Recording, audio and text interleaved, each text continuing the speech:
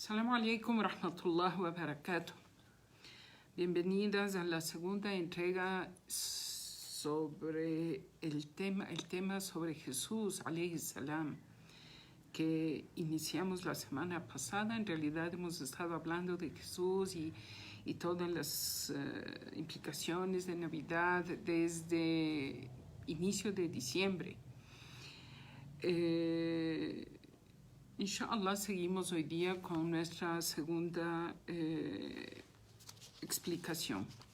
Bismillah ar-Rahman ar-Rahim, walhamdulillah rabbil alamin, wassalatu wassalamu ala sayyid al-mursalin, Muhammad sallallahu alayhi wa sallam. En la clase anterior explicamos el contexto histórico en el que fue enviado Jesús alayhi salam. No voy a entrar en ese detalle porque me tomaría una hora más. Solo únicamente un pequeño, breve recordatorio de lo que vimos. Jesús, alayhi salam, es enviado en el tiempo en que los romanos eran los gobernantes de esa área, de lo que es Palestina. Y entonces Jesús, alayhi salam, sería un judío palestino, ¿verdad? A veces no hacemos esa asociación, pero esa es la realidad. Jesús, alayhi salam, era palestino.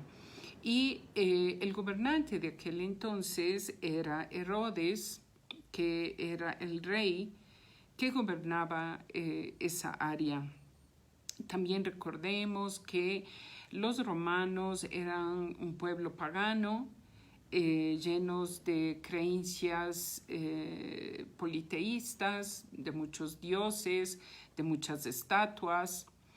Explicamos también que se concentraron en lo que es Jerusalén, que es la ciudad sagrada, Beit el-Maqdis, y su objetivo era hacerla un lugar turístico para que tengan visitas de los digamos, de los países de aquel entonces que vivían en su entorno, y que la gente vaya y deje dinero ahí. Entonces, no era el lugar ideal, digamos, para la fe. Jesús, alayhi salam, se concentra su vida en Nazaret, o lo que se llama Násira, donde era una ciudad, como explicamos la semana pasada, una ciudad que no tenía alcantarillado, no era una ciudad que los romanos habían prestado atención, sino que más bien era abandonada, entre comillas, por el interés del gobierno central, y era ahí donde estaban concentrados los poquísimos creyentes que había entonces. Es ahí donde, digamos, está la familia de Imrán, la familia del abuelo de Jesús era Imrán. Eran de los pocos practicantes de la ley mosaica, ¿no?, que se llama aquí en Occidente, pero que en realidad es la Sharia de Allah, que reveló a Moisés y que se venía practicando. Entonces hay que tener en cuenta que Jesús la pasa con él. No trae una nueva Sharia, no trae una nueva Sharia, una nueva ley. Más bien él aplica la ley de Moisés, que fue revelado muchísimo tiempo antes de la venida de Jesús, y lo que él luego recibe, que es el Evangelio, son simplemente recordatorios para la gente de su entonces, y lo que se transmite de alguna forma, algo muy poquito de el mensaje que Jesús trajo. Entonces, y también explicamos que al final de los tiempos, cuando Jesús alayhi salam haga su segunda venida, él va a gobernar con la Sharia de Muhammad alayhi salatu salam, la Sharia del Islam. Entonces vemos que Jesús tiene en su primera venida, adopta la Sharia de Moisés, que fue revelado a Moisés, y al final de los tiempos adoptará la Sharia que Allah reveló al profeta Muhammad alayhi salatu salam.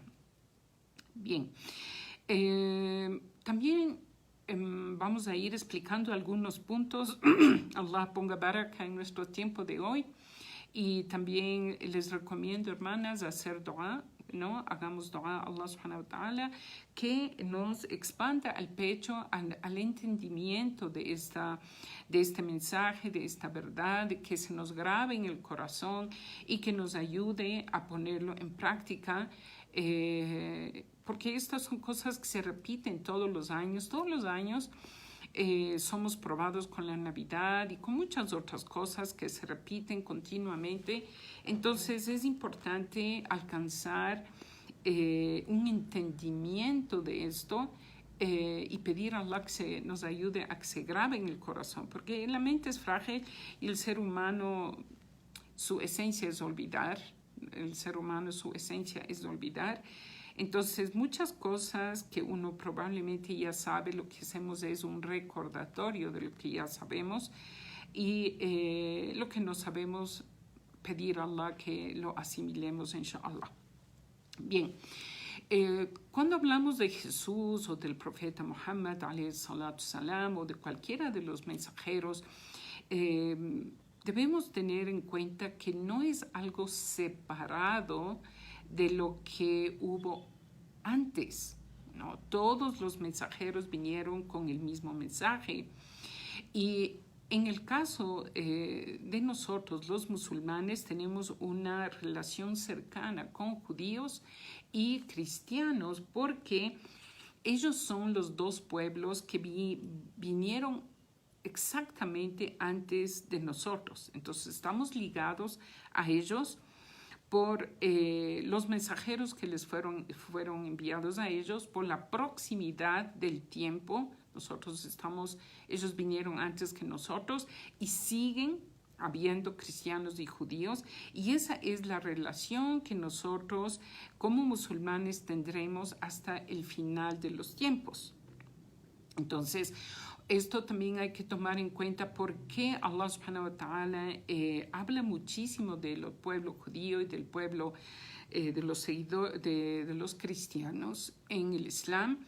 Es por estas dos razones, porque son los inmediatamente anteriores y segundo, porque ellos siguen y seguirán junto a nosotros hasta el final de los tiempos. Entonces, Allah subhanahu wa ta'ala nos aclara, nos enseña que debemos conocer de ellos sus creencias, cómo ellos nos ven, cuál fue la realidad histórica de la relación de Allah subhanahu wa ta'ala con ellos, ¿no? Entonces, de eso es lo que se trata esta serie de charlas que hemos venido dando últimamente. Entonces, hablando de el pueblo judío, que son descendientes de Abraham, así como también el pueblo de los musulmanes, somos descendientes de Abraham, ¿no? Abraham es el profeta patriarca, ¿no? De él nace la descendencia de Isaac y de Ismael. Ismael nace primero, Isaac después, y una serie de profetas que nacen de Isaac, ¿no? Entonces, después de Isaac tenemos a Jacobo, y de ellos Yusuf y sus hermanos, José y sus hermanos, y toda una descendencia que después termina en Moisés y luego de él en Jesús, la pasa con él, ¿no? Entonces vamos a hacer un breve análisis de que Allah subhanahu wa ta'ala manda a este pueblo judío muchísimos mensajeros, les favorece con este don especial que es el envío permanente de mensajeros y profetas a este pueblo. Entonces, cada vez que moría un mensajero, moría un profeta, era restituido por otro mensajero. Entonces, este es uno de los grandes favores que Allah hizo a este pueblo, al pueblo judío. Por eso es que se les conoce como el pueblo escogido. Esto es una cosa que hay que entender, que en su tiempo fueron considerados el pueblo escogido, ¿no?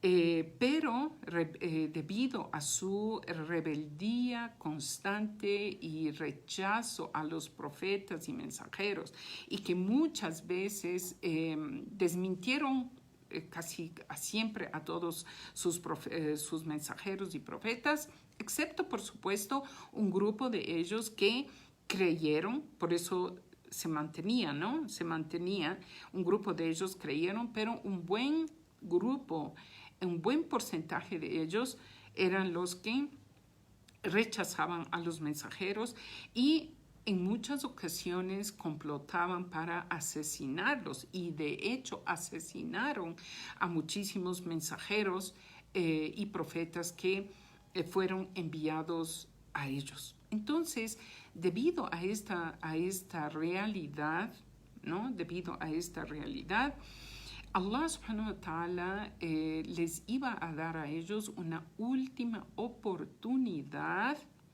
para que ellos se mantengan como julafá, como mantener el cetro, ¿no?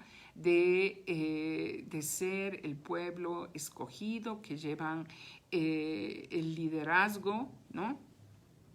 Son los que están llevando, como se dice vulgarmente, la batuta, son los que llevan la bandera del monoteísmo, ¿no? Entonces Allah manda a Jesús alayhi salam y lo manda de una forma milagrosa, hace que nazca de una virgen. Todo esto ya relaté en la clase anterior, no voy a entrar otra vez en eso, pero esto fue un desafío de Allah subhanahu wa ta'ala para ellos, para ver si aceptan a este último mensajero que fue dotado de un nacimiento milagroso, ¿no? Que nace de una virgen, que María fue escogida entre todas las mujeres de la creación para asumir este rol importante. Ella es criada en el templo de una forma en seclusión, donde ella no tenía contacto con nadie, ¿no? Para que cumpla ese rol, ¿no? Entonces recordemos que la madre de María hace la súplica a Allah de ofrendar el fruto de su vientre, creyendo que era un niño varón, que era la tradición de los descendientes de Aarón, que eran los que asumían el rol de mantenimiento de la mezquita o el templo, como ellos lo llaman. Y era algo que era característica únicamente de varones, pero como ella hace esta ofrenda y nace una niña, ella igual la ofrenda a Allah para que sea acogida en el templo. Y luego Zacarías, su tío materno, esposo de la hermana, o sea, de la que... o sea, no es su tío directo, sino esposo de su tía, Zacarías, que también era un profeta. Como vemos, hay muchos profetas y mensajeros que están viviendo en el tiempo de Jesús. También, por supuesto, Zacarías asume la responsabilidad de la crianza y la educación de María. es quien visita a María frecuentemente en el templo, trayéndole alimento, etc.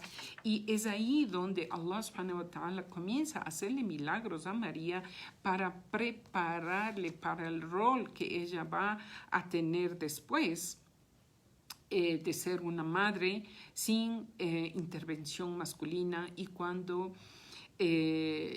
ella solía tener sustento de frutos y cosas en su lugar de adoración a Allah, y Zacarías entraba y veía esa comida, esos frutos.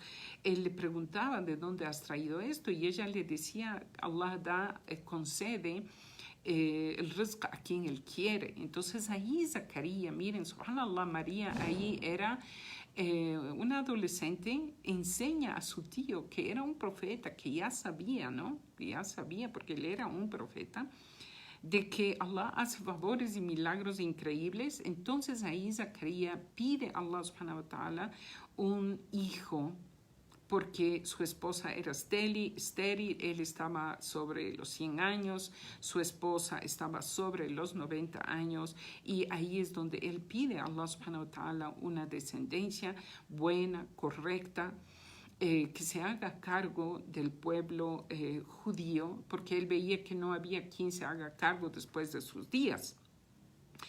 Y Allah subhanahu wa ta'ala le da. Aquí un paréntesis, hermanas, porque por supuesto de aquí lo que sacamos son enseñanzas. Uno muchas veces puede anhelar tener hijos y tener descendencia, o puede uno anhelar querer casarse, por ejemplo, que es algo normal en los seres humanos, ¿no? Pero esta explicación, este ejemplo que nos da Zacarías en esta parte de la historia de Al-Imran, esta historia está narrada en la tercera sura del Corán, en la familia de Imran, para las que quieren ir a revisar. Zacarías pide a Allah una descendencia buena. Entonces, no nosotros, usted y yo, no es suficiente pedir a Allah, por ejemplo, un esposo. Yo quiero casarme, yo quiero tener una pareja, un compañero en mi vida. No pedimos a Allah, danos un esposo, sino que debemos pedir: Allahumma, dame el mejor de los hombres. Un hombre creyente, bueno, obediente a tu mandato, que me ayude a mí con mi Islam, con mi acercamiento a ti. Y cuando ya tengo mi esposo, pedir a Allah subhanahu wa ta'ala descendencia buena. Allahumma, concédeme hijos creyentes que te adoren únicamente a ti. Porque uno puede tener hijos, y de hecho puedo certificar esto, lo he visto, personas que anhelan hijos, que están muchísimos años sin hijos, y anhelan un hijo, pero solo por el hecho de que quieren tener un hijo que les herede, ¿no? Que tienen, por ejemplo, mucho dinero, quieren un heredero, o alguien tiene un puesto político, o qué sé yo, quiere un hijo que les herede. Pero no piden a Allah un hijo bueno. Y resulta que cuando nace ese hijo, que ha llegado después de muchos años, lo miman, le dan todo su gusto, le malcrían en realidad, y ese hijo se torna en una desgracia para sus padres, ¿no? Esto es solo como un paréntesis dentro de la historia de Jesús, que esto no tenía preparado decir, pero siempre aprendemos y aplicamos a nuestra vida diaria, en nuestro comportamiento como humanos que somos, ¿no? Entonces, el punto esencial de este ejemplo es que cuando pidamos a Allah, pidamos hijos buenos, un esposo bueno. En el caso de los hombres, pedir a Allah una buena esposa, una mujer creyente, ¿no? Gente que a uno le ayude en su din, ¿no? Bien. Siguiendo con esto, entonces Allah concede un hijo a Zacarías, que es Yahya, que le conocen en el mundo occidental como Juan el Bautista, y es quien es enviado antes que Jesús a su pueblo, ¿no? Y cree, por supuesto, Yahya en Jesús, la pasa con él, y es quien le introduce, Juan introduce a Jesús a su pueblo. Bueno, de la concepción de María, eso por favor chequen la clase anterior, ¿no? Al chequear en la clase anterior fue una forma milagrosa. Ella concibe a Jesús y cuando ella pide o no pregunta, no cuestiona, solo pregunta ante cuando el ángel le dice vas a ser madre y ella dice ¿cómo va a ser madre si hoy soy nunca me ha tocado un hombre? O sea, ella era célibe y además ella estaba, según las narraciones, en una adolescencia, quizás 13, 14 años, cuando esto pasa, Allah sabe más, ¿no? Entonces, la respuesta es del ángel que para Allah simplemente es muy fácil cuando dice kun, fayakun, que sea y es, y es el decreto de Allah, su palabra, que se cumple, ¿no? Y para nosotros como musulmanes no tenemos ningún problema en creer y aceptar el decreto de Allah de que Jesús alayhi salam fue concebido de una forma milagrosa. Aquí cabe una pequeña gran aclaración que nos hace el imam Ahmad bin Hanbal. Nos dice Isa o Jesús, la paz con él, fue creado bikun, con el término que sea, pero él no fue kun, él no fue esa palabra, sino que es la orden de Allah subhanahu wa ta'ala, la que a través de su orden él se toma vida, se materializa. Y esto es importante para diferenciar en el hecho entre lo que creemos los musulmanes y lo que creen los no musulmanes de que Jesús es divino. Entonces hay que entender que Jesús, la paz sea con él, fue creado por la orden de Allah subhanahu wa ta'ala, pero eso no le hace a Jesús divino.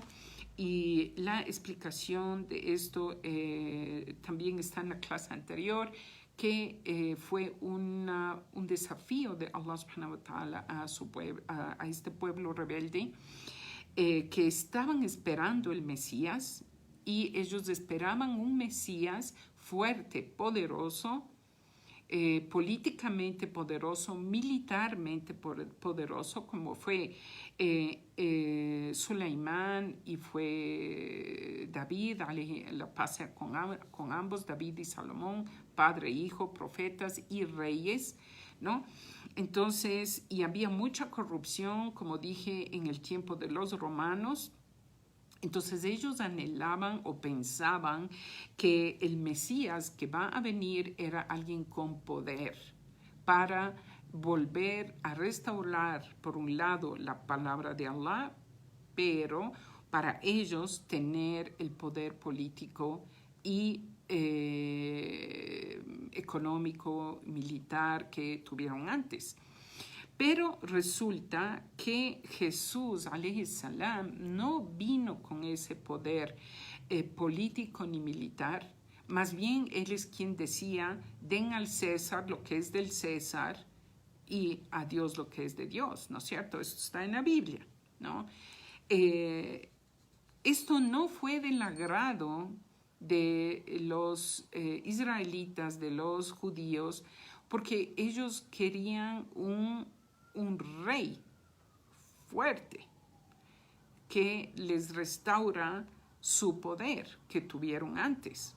Entonces ellos no aceptan a Jesús, la paz sea con él, porque más bien él lo que hace es un llamado continuo a creer en un solo Dios y volver a la Sharia, volver a la ley de Moisés, aplicarla y vivirla. No algo únicamente de palabra como estaba sucediendo en aquel entonces, donde había solamente, digamos, las letras que fueron reveladas, pero nada de práctica en la vida real, ¿no? Bien, entonces, luego de esto, Jesús, la paz sea con él, hace su prédica, ¿no? Hace su prédica. En este tiempo recordemos también que los judíos complotan en contra de Juan, que no quiso dar un fatwa, un veredicto a favor de un incesto, ¿no? Que el gobernante quería casarse con alguien que no podía, era un familiar demasiado cercano, y Juan se niega a eso. Entonces le asesinan. Antes de eso habían ya asesinado a Zacarías. Zacarías, su muerte fue que le amarraron a un árbol y le serrucharon y le cortaron en dos, ¿no? Entonces, y no son ellos los únicos, hermanas, profetas y mensajeros que fueron asesinados por ellos, sino que hubieron otros antes. Porque si nosotros leemos las aleyas, por ejemplo, que está en Surat al-Baqarah, cuando Allah se refiere a Moisés, dice, enviamos a Moisés con el kitab, con el libro, y luego dice, وَقَفَّيْنَا مِنْ بَعْدِهِ بِالرُّسُلِ, o sea, luego de él, enviamos a muchísimos mensajeros antes de la venida de Jesús, alayhi salam. Entonces, entre Moisés y Jesús hay un periodo bien largo de tiempo. Y en ese periodo bien largo de tiempo, no es que Allah les dejó, sino que estuvo manda y manda y manda mensajeros. Y como dije al inicio de la charla, siempre ellos tuvieron ese privilegio de tener un mensajero vivo, ¿no? Que les estaba guiando todo el tiempo. Que eso no es algo que se da o se ha dado con otros pueblos, ¿no? Eso fue algo, un favor que Allah les hizo. Entonces, debido a que ellos se niegan a tomar a Jesús, alayhi salam, como el Mesías, como el Masih ibn Maryam, como el Mesías que ellos tienen registrado en su libro, más bien cuando ven que él insiste en que ellos deben volver a la ley de Allah y aplicar su sharia y en mejorar, todo el tiempo les estaba haciendo acuerdos de sus errores, deciden deshacerse de él y complotar contra él, y lo denuncian ante el gobierno romano, ¿no? Recordemos que ellos querían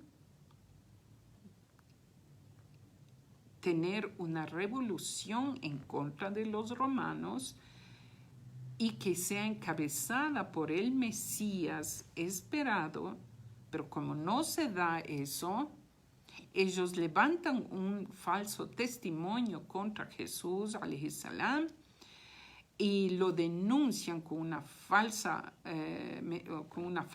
acusación de que él quiere causar la revolución. Entonces los romanos no les interesaba lo que estaba sucediendo entre los judíos y el mensaje. Ellos no tenían interés en las religiones que estaban dando. Mientras ellos estaban pagando sus impuestos y estaban sometidos, no tenían problema. Pero cuando ya ven que puede haber una amenaza política de desestabilización del statu quo de este gobierno, entonces es donde ellos intervienen, ¿no? Y se hace la cacería y quieren matar a Jesús, alayhi salam, eliminarlo. Ahora, esto es importante, hermanas, volver a recordar. Yo sé que muchos de ustedes saben, quizás otras están aprendiendo, pero esto es importante tener en cuenta y volver a leer lo que Allah subhanahu wa ta'ala nos revela, ¿no? Allah subhanahu wa ta'ala nos dice وَمَا قَتَلُوهُ وَمَا صَلَبُوهُ إِنَّمَا شُبِّهَ لَهُمْ. Y no le mataron ni le crucificaron, sino que simplemente a ellos les pareció que fue así. Entonces, cuando ellos complotan contra Jesús, Allah subhanahu wa ta'ala abre una puerta en el cielo a través de su ángel, y Jesús, en el lugar donde él estaba, se abre el techo y Jesús alayhi salam es ascendido a los cielos en cuerpo y alma. Y esto es una parte importantísima, ¿no? Conocer, y que Allah nos aclara en el Corán que no fue él a quien crucificaron, fue otra persona que fue crucificada. Nosotros no tenemos ni en el Corán ni en la Sunna datos verdaderos de quién fue el que fue crucificado en su lugar. Solo hay narraciones, hay dos narraciones, una que dicen que fue Judas, que le confundieron porque Allah hizo que el parecido de Jesús caiga en la cara de Judas, y fue quien sufre todo lo que se conoce de la crucifixión de Jesús. Y en otra narración dice que fue alguien de los discípulos de Jesús que se ofrece a tomar el puesto de Jesús para morir como mártir y ser elevado en rango y estar en un lugar elevado en el paraíso.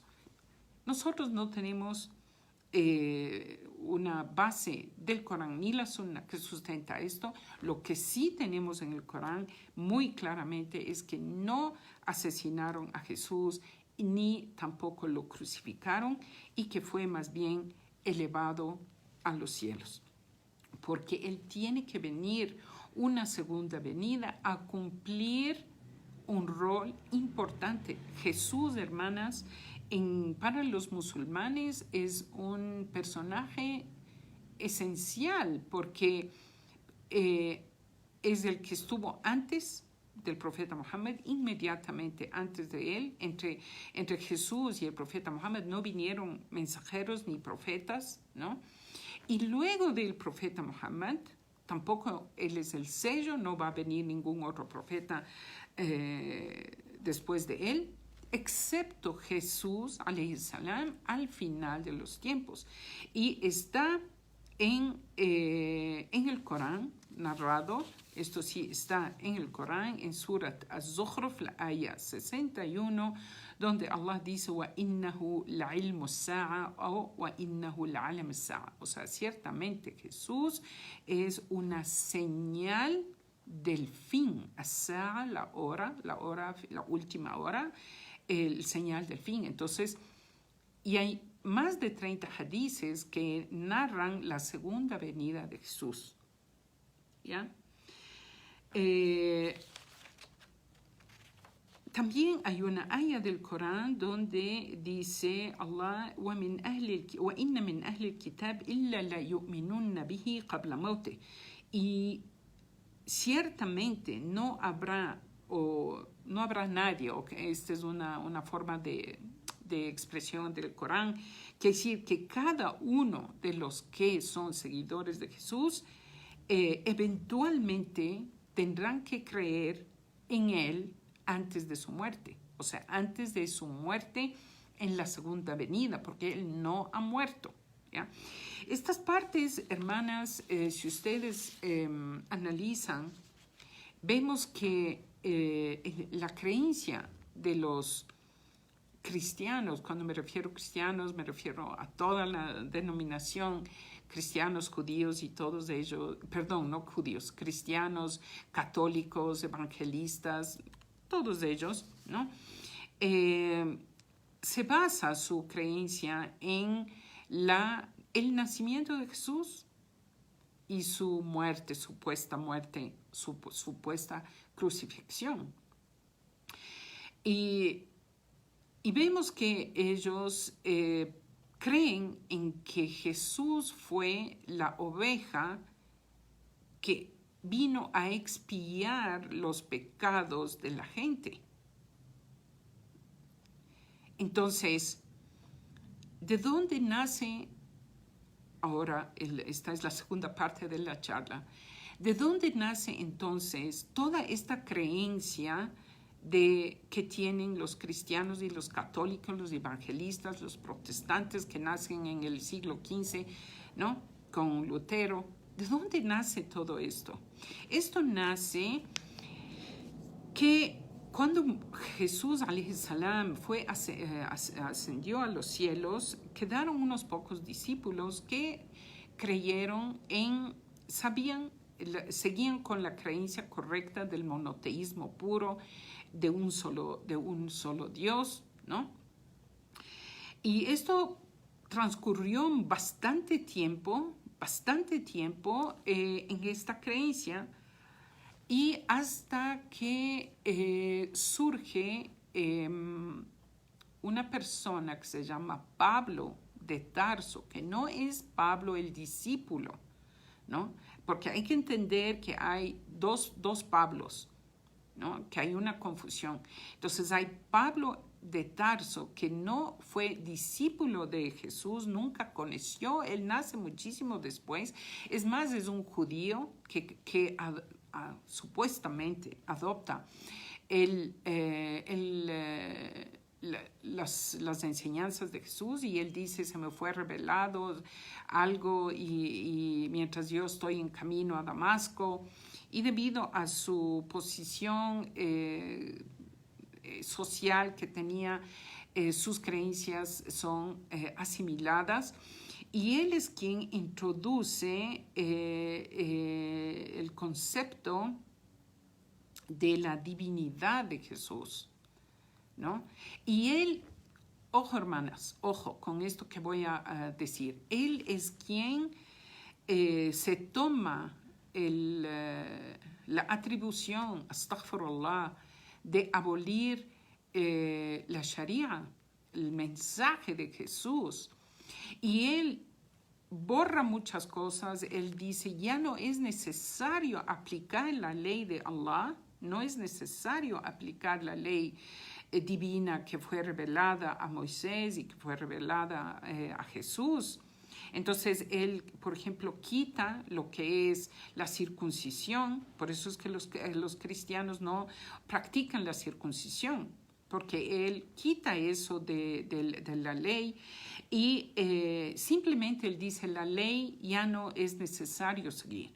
Lo único que es importante es creer en la personalidad de Jesús para ser salvos. Entonces distorsiona totalmente el mensaje y le pone a Jesús en una posición de divinidad, y que simplemente por el hecho de creer que Él es Jesús, el divino, astaghfirullah, la persona ya está salva.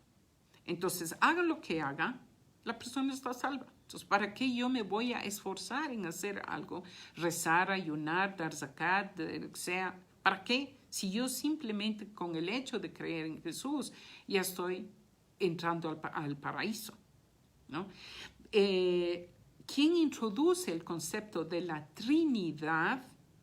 ¿No? Porque esto no fue algo que trajo tampoco Jesús, porque es un shirk abierto, flagrante. Es Tertulio quien introduce este concepto de la Trinidad a las comunidades cristianas y a las comunidades que habían en aquel entonces. Pero eso no tiene, digamos, un impacto muy fuerte, sino después, porque todavía habían en ese entonces gente del libro que eran monoteístas, creyentes de un solo Dios, divino, Allah, uno, ¿no? Pero esto cambia en el tiempo de Constantino, el emperador bizantino, ¿no? Quien adopta, que él era un pagano, pero él adopta el cristianismo con la versión de Pablo de Tarso, y elimina todas las otras creencias que pueden haber. Es más, hace prohibido, excepto que solamente se debe creer esta versión del cristianismo, que es la Trinidad, y cualquier otra persona que diga que no, otra cosa que no sea Trinidad, va a ser perseguido, y efectivamente les persiguen, les torturan, les matan, y por muchísimos 300 años es que duró, digamos, 300 años es que todavía había el concepto de unicidad, ¿no? Hasta la venida de Constantino comienza una persecución a los que eran monoteístas y mueren mártires, y como él era el emperador, el que tenía poder, adopta este cristianismo, este concepto de cristianismo, y lo hace una religión estatal del imperio. Entonces, se elimina el resto de la creencia del monoteísmo puro. Entonces se propaga esta idea de la Trinidad, ¿no? Entonces, si nosotros vemos luego, hermanas, entonces el catolicismo, la Iglesia Católica, la Iglesia Ortodoxa Oriental, lo que después los protestantes en el siglo XV adoptan, el protestantismo y todo eso, todo eso nace de este periodo de la historia en el tiempo de Constantino, que adopta esta creencia de la Trinidad y se elimina el concepto del monoteísmo puro. Se elimina lo que Allah le reveló a Jesús. Entonces el mensaje de Jesús original desaparece, ¿no? Y luego de eso, 600 años después de la venida de Jesús, es que Allah subhanahu wa ta'ala hace descender al profeta Muhammad alayhi salatu salam el mensaje del Corán. Volviendo a hacer una conexión con lo que dijimos al inicio de la charla, hermanas, que el pueblo judío fue un pueblo escogido, ¿no?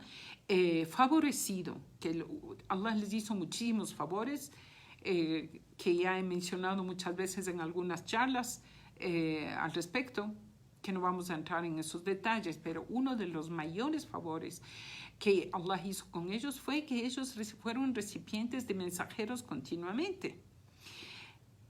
Entonces Allah les dio esta oportunidad de Jesús, alayhi salam, antes de retirarles el cetro de mando, el cetro, como ellos llaman, o se llama aquí en el mundo occidental, cetro de Judá, ¿no? Entonces Allah, debido a que ellos complotan contra Jesús, intentan matarle, no le matan, Jesús alayhi salam es elevado, pero ellos, a pesar de que no le matan, ellos intentaron matarle, ¿no? O sea, su intención fue matarle. Entonces Allah retira ese privilegio que ellos tuvieron por muchísimo tiempo y lo cambia, ese privilegio lo cambia y lo dota a los descendientes de Abraham a través de Ismael, a través del profeta Muhammad, ¿no? Entonces se cambia esta jilafa, los que estaban en responsabilidad de asumir este jilafa, este califato, que es estar, lo que se conoce aquí como el cetro de mando que tenían ellos. Allah los cambia y los da al profeta Muhammad alayhi salatu salam y a los seguidores del profeta Muhammad. Por supuesto, esto nos lleva a entender otra parte de la historia posterior, la enemistad que ellos tienen contra los musulmanes por esto, porque Allah dice por envidia, lo nombra, dice muchísimas veces en varios versículos del Corán que los judíos y cristianos tienen un rechazo a los musulmanes por envidia de que su estatus cambió y fue el estatus que ellos tenían fue concedido a este pueblo que iba a dar los frutos, que eran los musulmanes, que era el profeta Muhammad alayhi salatu salam y los musulmanes. ¿Ya? Bien. Ahora, esto en cuanto a la parte histórica, ¿no? Vamos ahorita a hablar un poquito sobre lo que nosotros estamos viviendo en este tiempo y todo lo que es este concepto de la Navidad y decir feliz Navidad y no decir feliz Navidad, etcétera, etcétera. Entonces vamos con esta tercera parte de la charla, la última, tercera y última parte de la charla. Tenemos que entender, hermanas, que hay dos cosas. La una que tenemos que tomar en cuenta, que es la verdad. Esto es un punto. Y el segundo punto es cómo yo voy a transmitir esa verdad, ¿no?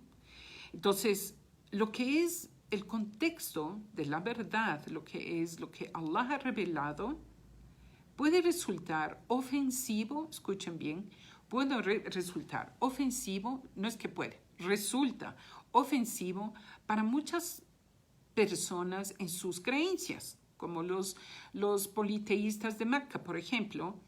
Era un insulto para ellos el Corán cuando habla de un solo Dios y que Allah elimina el concepto o declara que creer en varios dioses está mal, que es una idolatría, ¿no? Entonces, esto es una realidad que resultó ofensiva para los politeístas de Mecca. Así como también resulta ofensivo para los cristianos decir Jesús no es Dios, Jesús es un mensajero, porque ellos creen en eso, ¿no? Entonces, decir, o sea, no es que decir, esta es una realidad que resulta ofensiva para cristianos, católicos, etcétera, etcétera, o judíos en otras cosas. Bueno, entonces ese es un punto, ¿no? El otro punto es cómo voy a transmitir este mensaje verdadero a la gente. Entonces, ¿cómo yo puedo decir una verdad que resulta ofensiva a otros de una forma agradable y que sea aceptable a los corazones de la gente?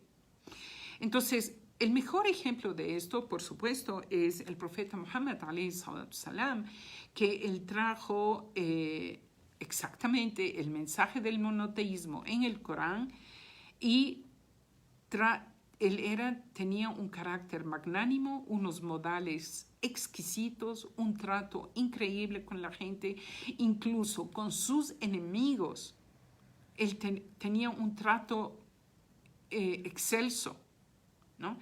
Entonces, esto es algo que nosotros como musulmanes que estamos viviendo en este lado del mundo, en este tiempo del año, y todo el resto del año también, pero digamos en este tiempo que es de Navidad, ¿cómo puedo yo decir a la gente el verdadero mensaje? Entonces, la recomendación es que debemos aplicar como el profeta aplicó eso. Lo dijo de forma firme, pero con una suavidad en el trato, de buena forma, de buena manera. Incluso Allah subhanahu wa ta'ala nos dice en el Corán, cuando ustedes vayan a debatir con la gente del libro, háganlo de la mejor forma, recordemos también que cuando Allah le dio la orden a Moisés y a Aarón de visitar al faraón de Egipto, que era y es la peor persona que pisó la faz de la tierra, Allah les dio la orden de que sean su forma de dirigirse al faraón sea suave. Dice Allah, díganles de forma suave.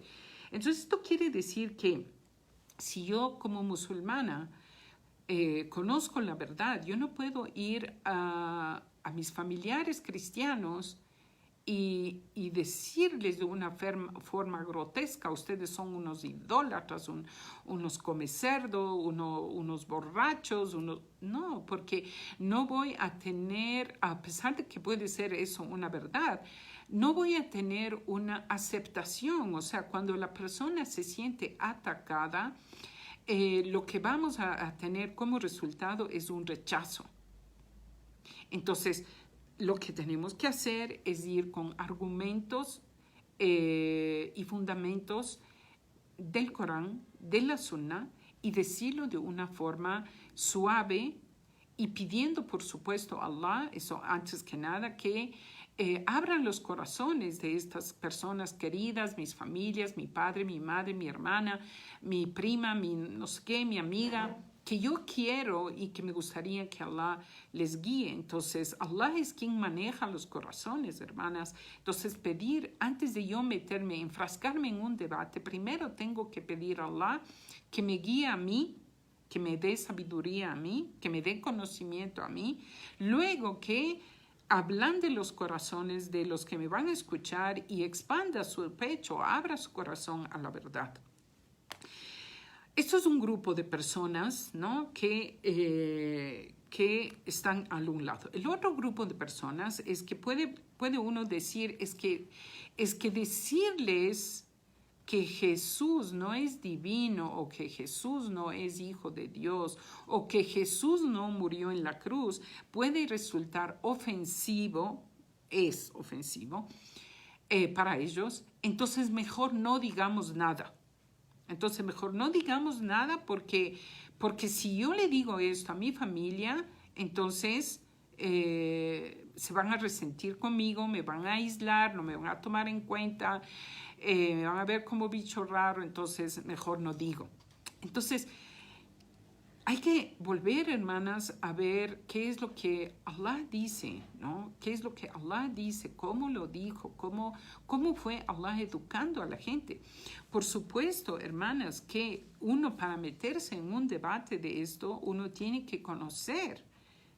O sea, uno tiene que ir a las bases, escuchar a gente que conoce del tema, tomar nota, escribir, porque uno puede Allah, hermanas, yo cuando escucho charlas de sheikhs o imams o de otros lados, yo siempre tomo nota, porque la mente es frágil. Entonces el rato que yo tomo nota se me va grabando, porque una cosa, tenemos una memoria auditiva y una memoria visual. Entonces yo escucho, ya una parte se memoriza, pero si yo escribo, ya estoy haciendo funcionar la memoria visual. Entonces estoy activando mi memoria de dos formas, ¿ya? Leo, investigo, me informo antes de meterme a un debate que si yo no conozco bien, A'udhu Billah, puedo salir dudando. No puedo salir dudando, y entonces lo importante es que yo mantenga mi fe, y si me veo en una situación donde no conozco mucho, diga, voy a averiguar, voy a investigar y te respondo, pero no dé respuestas que no sean reales, porque usted va a estar tambaleando el rato que le respondan algo que usted no tenga una base, ¿no? Entonces, volvemos a este punto. Entonces, el punto es que hay grupos de hermanas que o personas musulmanas, no hermanas, digamos personas, que uno puede decir, yo conozco la verdad y digo la verdad, le gusta a quien le guste y como sea. No, hay que hacerlo continuo y con sabiduría. Y el segundo grupo que toma una posición de comodidad, yo no me voy a enfrascar en una discusión porque no quiero ofender a mi familia y no voy a decir nada. Eso tampoco no es, o sea, esa no es la solución tampoco, ¿no? Y recordemos también que otro asunto sobre esto, hermanas, es que si no decimos la verdad, el día del juicio final, uno es cuestionado por Allah subhanahu wa ta'ala, ¿no? Allah subhanahu wa ta'ala nos va a cuestionar. Entonces, vamos a tener a nuestra familia querida, a nuestro familiar, nuestra amiga querida del alma, nuestra prima, no sé quién, en que en el día del juicio final va a decir, pero si tú estuviste festejando con nosotros Navidad, nunca me dijiste que Dios era uno, que Dios no engendró, que Dios no tuvo hijos, ¿no? Entonces, el asunto es que uno debe descargar el amana, descargar lo que Allah nos ha enseñado, nos ha encomendado. Entonces, explicar a la gente. Entonces, en vez de que nosotros veamos a las Navidades, en realidad sí es un peso, una carga psicológica desagradable, ¿no? Por supuesto, pero es una oportunidad para que uno haga da'wah, hacer llegar el mensaje. Una cosa, hermanas, que con esto quisiera cerrar la clase de hoy es acerca de los chicos de la caverna, ¿no?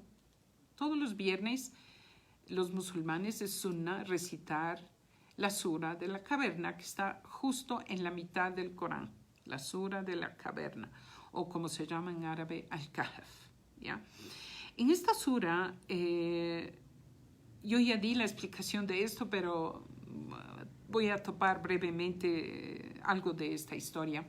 De los 7 muchachos, o bueno, del grupo de muchachos, porque en realidad no se sabe su número, unos dicen 7, otros dicen 9, solo Allah sabe su número. Estos muchachos de la caverna, ¿en qué encierra la historia de estos chicos? Estos chicos eran de familias adineradas, acomodadas de su tiempo. Y iba a haber un festejo, escuchen bien, iba a haber un festejo comunitario por invitación del gobernante o el rey, ¿no? Al festejo de los divinidades, de los dioses, de las estatuas que ellos adoraban. Entonces invitó este rey, este gobernante, a este grupo, al pueblo, a la gente, a que asistan. Y por supuesto querían que estas familias adineradas asistan a este evento. No les estaban diciendo vengan a adorar a nuestras estatuas. Escuchen, ¿ya? Simplemente era una invitación para que ellos presencien y con su presencia den altura, entre comillas, al evento, porque como eran de familias adineradas. Entonces resulta que estos muchachos, hijos de estas familias, rechazaron la invitación y dijeron, nosotros no vamos a ir a un festejo donde se adora a alguien que no es Allah. Entonces les dan un plazo para que recapaciten y que no se nieguen a la orden o a la invitación del rey a asistir al evento. Y les dan unos días. En ese periodo que les dan esos días, estos muchachos deciden escapar con su creencia monoteísta en un solo Dios. Y sabemos de la historia que ellos Allah les hace dormir a ellos por el lapso de 300 años o 309 años y luego Allah les resucita y ellos, uno de ellos se despiertan con hambre y uno de ellos tiene que ir a traer, le asignan de ir a traer la comida de la gente, ¿no? Entonces, del pueblo para comer, ¿no? Pero miren, hermanas, la recomendación que le hacen al que le toca ir a traer la comida. Y vamos a analizar un poquito, aunque me pase de la hora, pero vale la pena, ¿ya? La recomendación está en Surat al-Kahf, como les digo, les dice que ten cuidado de que el rato que tú vas a comprar tienes que ir camuflado para que no te reconozcan. ¿Para qué? ¿Para qué? Ahí está la parte. Dice, innahum en yadharu alaykum, si ellos logran reconocerte y te capturan, te pueden apedrear hasta morir, o sea, matarte, ¿no? O matarles. O, escuchen, esta es la parte interesante. O dice, أو يعيدوكم في ملتهم, o hará que les obligarán a ustedes a regresar a adoptar su religión, la religión de ellos, del politeísmo. Y si eso pasa, dice, وَلَن تُفْلِحُوا أَبَدًا. Si eso ustedes hacen, no van a triunfar nunca. Esta explicación mejor dicho, estas ayat, hermanas, que narran, miren lo que esto abarca. Les dice, si ustedes regresan a este pueblo de idólatras, porque tienen que ir a comprar comida, ¿no? ¿De dónde vas? O sea, no queda otra. O como decir, nosotros estamos en esta sociedad y nos toca vivir entre esta gente que no es creyente, no es musulmana. Nos toca vivir, comercializar, ir a sus colegios, a sus universidades, intercambio de todo lo sentido que nos toca vivir, ¿no? O sea, es la primera parte, ¿no? Entonces dice, si ellos llegan a tener dominio sobre ustedes, si ellos les conquistan a ustedes, entonces o les eliminan, como era un rey que andaba eliminando a los creyentes, o les van a hacer que ustedes retrocedan en su fe y vuelvan a asimilar sus creencias. Y este es el punto, hermanas, esencial de esta charla, y por eso dejé para decir esto al último, porque normalmente lo que uno escucha al final es lo que se le graba, ¿no? Es que uno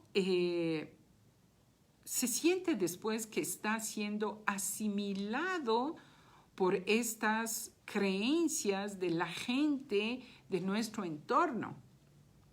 Entonces, uno dice, alguien dice, bueno, pongamos un árbol de Navidad, no pasa nada si es que yo participo en este tipo de eventos, no pasa nada si es que hago intercambio de regalos, qué sé yo, si pongo un árbol de Navidad, si es que no pasa nada. Pero en realidad, hermanas, lo que está en juego es mi creencia. La creencia es lo que a uno le salva. Después de la misericordia de Allah, lo que a uno le permite entrar al paraíso después de la misericordia de Allah es la creencia en el monoteísmo puro, en creer que Allah es uno. Entonces, si uno entró al Islam porque yo tengo hermanas que me escuchan que son conversas, o sea, que entraron al Islam. Entonces ya conocen lo que fue su vida pasada y a dónde lleva eso. Y tengo otro grupo de hermanas que son musulmanas, nacieron en el Islam y que por A o B circunstancias están viviendo en este otro lado del mundo o están viviendo en sociedades musulmanas que hay ahora una tendencia, una guerra frontal de la Navidad, por ejemplo, en Egipto, en Turquía, en todos esos lados, donde hay una avalancha de otros intereses y otras fuerzas de eliminar la identidad islámica y atacar su fe. Tengamos en cuenta, hermanas, que un comportamiento humano es que las civilizaciones que alcanzan la cumbre están en una posición política o militar o económica, ¿no? Fuerte, lo que hacen es que su cultura invada al resto. Y si no invade, la gente importa porque quiere parecerse al fuerte. Y esto, por ejemplo, vemos que también sucedió con el Islam en el tiempo que estuvo en auge en España musulmana, en el Andalus, en Andalucía, o en el tiempo de los otomanos o en los primeros tiempos del Islam, donde el Islam estaba en auge, no el Islam, los musulmanes estaban en la fuerza. Entonces las sociedades no musulmanas querían adoptar la forma de vestir de los musulmanes, su comida, su lenguaje, aprendían árabe, porque estaban en el poder y como eran débiles, ellos querían parecerse a esta cultura fuerte, dominante. Y de esto, hermanas, hay huellas. Si ustedes ven, por ejemplo, retratos antiguos de la Virgen María, de algunos de sus santos, van a ver que hay ciertas pinturas donde la vestimenta del manto de la Virgen tiene inscripciones árabes. ¿Saben por qué? Porque eran telas que venían del mundo islámico y ellos la compraban y ponían en sus estatuas, en las mesas de las iglesias, etcétera, porque eran hermosas. Entonces, cuando el pintor hacía esas imágenes, también copiaba, ¿no?, lo que veía, y vemos que hay imágenes de estas vírgenes o santos con inscripciones de letras árabes, ¿no? Era porque ellos querían tener un parecido a esta sociedad fuerte. Entonces, hoy están, por ejemplo, la cultura occidental en auge, a pesar de que ya está en decadencia, todos los historiadores musulmanes y no musulmanes se dan cuenta de que están cayendo ya, la civilización occidental está colapsando, ¿no? Y cada vez hay menos católicos y hay menos cristianos y más, alhamdulillah, el Islam sigue en crecimiento. Entonces, vemos que hay veces que habrán musulmanes que no conocen mucho de su religión, querer parecerse al fuerte. Y parte de eso, esta invasión, es también la comida. Por ejemplo, donde hay McDonald's, hay en todas partes, hay Kentucky Fried Chicken, hay en los jeans, las vestimentas del jean, ¿no? La Coca-Cola, el Mickey Mouse hace un tiempo, el Pato Donald hace un tiempo, ahora hay Marvel y hay otro tipo de Spider-Man y bla, bla, bla, todas esas cosas. Esas son una forma de conquista, ¿no? Es una colonización mental que se hace a los pueblos. Entonces, estas cosas como musulmanes nosotros tenemos que estar alertas y entender y tomar en cuenta y conversar con esto, con nuestros hijos que están en formación Y antes de con nuestros hijos, nosotros mismos, identificar esto y no caer en estas trampas, porque estas son trampas de Shaitán, por supuesto, ¿no? Que nos hace ver las cosas malas como buenas, como esta que es la Navidad, donde se celebra el nacimiento del Salvador, de Astaghfirullah, el Hijo de Dios, que es un shirk flagrante. O sea, qué peor pecado que esto, hermanas, de la Navidad, donde es una mega fiesta, donde se están festejando una idolatría absoluta y total. Entonces tiene que tener una imagen agradable para ser asimilada, ¿no? A ver, aquí tengo comentarios. Hoy se me fue.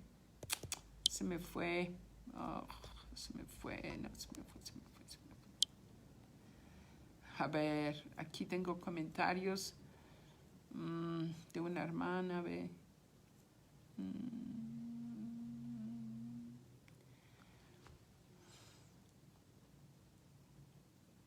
Y aquí tengo una hermana que dice, yo personalmente me volví al Islam después de ser cristiana. ¿Cómo voy a seguir haciendo lo que hacía antes? No es coherente. Sí. Aquí otro comentario. Sí, estos mismos personajes ahora los homosexualizan. Sí, es verdad, hermanas. O sea, sí, todo esto, hermanas, por supuesto, aquí hay que, toca ver un punto que habrán hermanas que entran al Islam recién, ¿no? Que son, por ejemplo, entraron hace 2, 3 meses, 4 meses. Su conocimiento del Islam es poco. Quizás habrán hermanas en que su caso es que sus familias ni siquiera saben que ellas son musulmanas y hacen una cena navideña o hacen un evento y ellas están en una situación quizás de vulnerabilidad. Entonces no podemos nosotros dar un fatwa general a todo el mundo por igual. Cada persona tiene una circunstancia particular, pero en general, hermanas, cuando uno, alhamdulillah, Allah le ha guiado y ya conoce que Allah es uno y que entiende la gravedad del shirk, no va a arriesgar su vida final por un festejo pasajero. Y quiero citarles, hermanas, estas ayat de Surat Maryam, que es la número 19, las aleyas 88, 89, 90, 91, 92. Por favor, chequen estas ayat. Estas ayat en árabe son unas ayat hermosísimas. Y la verdad que cuando uno escucha estas ayat en árabe, uno siente el poder de Allah, siente la fuerza, ¿no? Y la amonestación de Allah subhanahu wa ta'ala. Dice, وَقَالُوا اتَّخَذَ الرَّحْمَنُ وَلَدًا. Y ellos dicen, el misericordioso ha tomado un hijo. لَقَدْ جِئْتُمْ شَيْئًا إِدًّا. Dice, ciertamente traen ustedes una calamidad, o sea, una mentira horrible. Es tan horrible su mentira, dice, que تكاد السماوات يتفطرن منه وتنشق الأرض وتخر الجبال هدا. Dice, a punto están los cielos de rasgarse, la tierra de abrirse y las montañas de derrumbarse, de colapsar, solo por la causa de haber dicho que Allah ha tomado un hijo. Entonces, esto quiere decir que la creación, hermanas, glorifica a un solo Dios, conoce que hay un solo Dios. Y atribuirle a Él un hijo hace que todo esto que está en nuestro entorno está a punto de colapsar, los cielos y la tierra, abrirse la tierra, las montañas caerse, solo porque a alguien se le ocurre hacer una aseveración de tamaña falsedad. ¿Ya? Dice, andau lirrahmani walada, porque atribuyeron un hijo al misericordioso.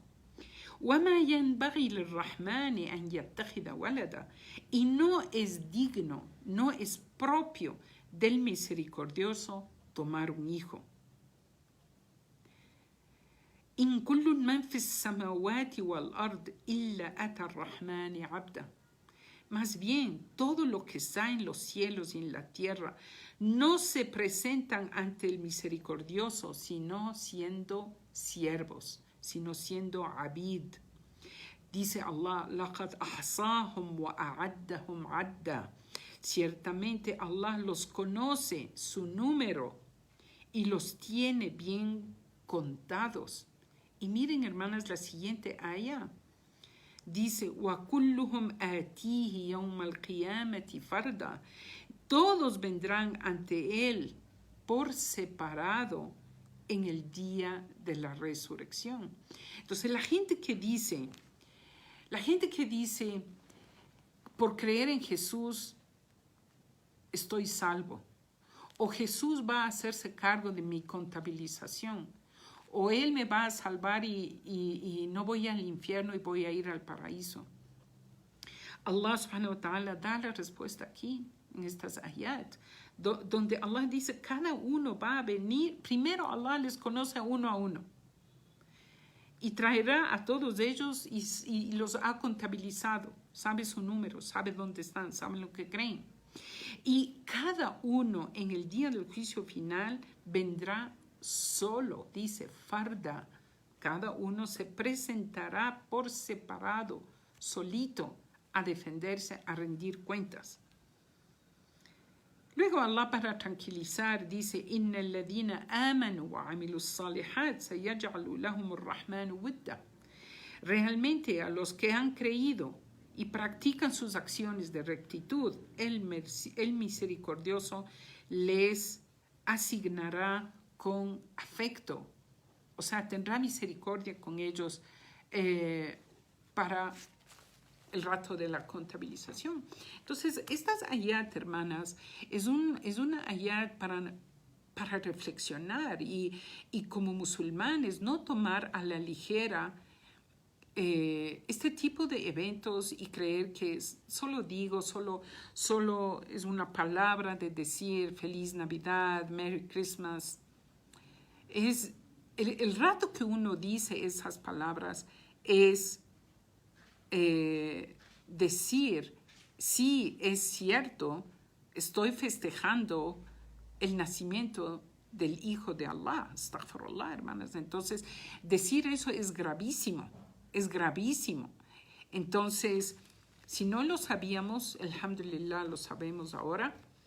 Enmendemos, si hemos cometido errores, hagamos tawbah, demos un giro a nuestra vida, vayamos por el camino del arrepentimiento, pidiendo a Allah subhanahu wa ta'ala misericordia y perdón.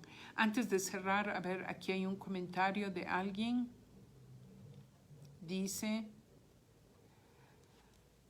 así es, hay que hacer las cosas siempre sin juzgar a las demás personas, ni las situaciones por las que viven, pero sí recordar en buscar la oportunidad para hacerles saber el por qué no debe festejarse. Así es, hermanos, así es. Uno tiene que pedir a Allah subhanahu wa ta'ala hikmah, sabiduría, tino, para decir las verdades. Y por supuesto tener en cuenta que nosotros no somos quien cambiamos a la gente, sino es Allah subhanahu wa ta'ala quien guía y abre los corazones. Rogamos a Allah nos mantenga en el camino. Jazakumullah khair, barakallahu fikum, subhanakallahumma wa bihamdika, ashhadu an la ilaha illallah, astaghfiruka wa atubu ilayk. Inshallah, hasta una próxima. Wassalamu alaikum.